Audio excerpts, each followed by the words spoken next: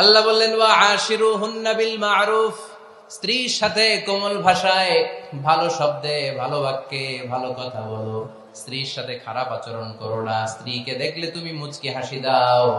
অনেক স্বামী আছে কখনো স্ত্রীকে দেখলে মুচকি হাসি দেয় না, চেহারাটা বাংলা পাসের মতো এরকম করে রাখে। আছে না নাই? দৌলতপুরের লোকের অবশ্য অনেক ভালো, এই যে সবার মুখে হাসি, মুচকি হাসি। হাসেন তো, মুচকি হাসি দেন তো একটা। আওয়াজ করলে মুচকি হাসি হয় নাকি? এটা মুচকি হাসি, দাঁত দেখা যাবে না, সাউন্ড হবে না, শুধু এখানে একটু একটা এক চিলতে হাসির একটা ঝলক পড়বে, এটা বলে মুচকি হাসি। কেন রাসূলুল্লাহ সাল্লাল্লাহু আলাইহি ওয়াসাল্লাম আকসারু তাবাসসুমান, আল্লাহর হাবিব সাল্লাল্লাহু আলাইহি ওয়াসাল্লাম সব সময় মুচকি হাসতেন। অনেকে আছে চেহারা গোমরা করে রাখে, জীবনেও হাসে না, এরকম আছে না নাই? দেখছেন এরকম আছে? এই এলাকায় তো নাই না?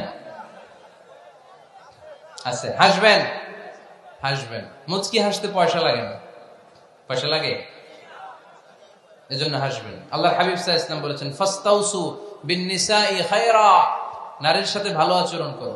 নারীদেরকে বাঁকা পাজরের হাড় দিয়ে তৈরি করা হয়েছে। এই হাড়কে সোজা করতে গেলে ভেঙে যাবে, রেখে দিলে বাঁকাই থেকে যাবে। তো কি করতে হবে? ফাস্তাউসু বিন-নিসাই খায়রা, কোমল আচরণ করো।